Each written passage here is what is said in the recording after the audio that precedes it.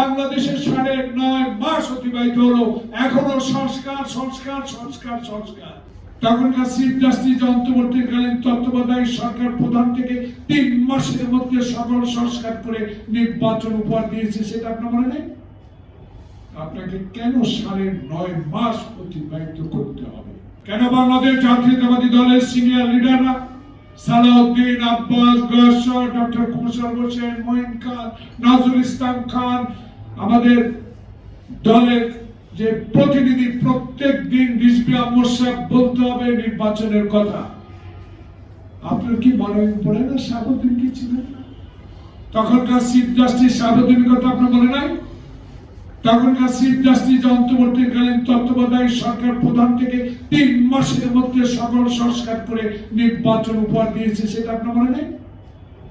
আপনাকে কেন 9.5 মাস অতিবাহিত করতে হবে? কার প্রলোভনে, কার কান কথায় বাংলাদেশের 9.5 মাস অতিবাহিত হলো, এখনো সংস্কার সংস্কার সংস্কার সংস্কার। শাহাবুদ্দিন নির্বাচন কমিশন সংস্কার করে আইন শৃঙ্খলা পুনর্গঠন করে নির্বাচন দিয়ে দিয়েছিল।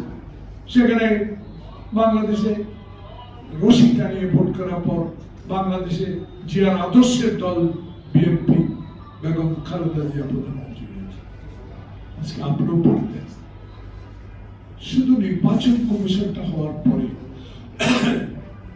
সকল দলকে নিয়ে যারা রাস্তায় ছিল, যারা গণতন্ত্রের জন্য লড়াই করেছে, যারা গণতন্ত্রের কথা বলেছে, যারা সংবাদপত্রের স্বাধীনতার কথা বলেছে, যারা ফ্যাসিস্টের বিরুদ্ধে কথা বলেছে, যারা লুটের বিরুদ্ধে কথা বলেছে, যারা সিন্ডিকেটের বিরুদ্ধে কথা বলেছে, যারা আইন শৃঙ্খলা রক্ষার কথা বলেছে, যারা দ্রব্যমূল্যের ঊর্ধ্বগতি রোধে দাবি পেশ করার পর গুলি খেয়েছে, জেলে গেছে, তাদেরকে নিয়ে আপনি দেশে একটু নির্বাচন দিয়ে দিতে পারেন।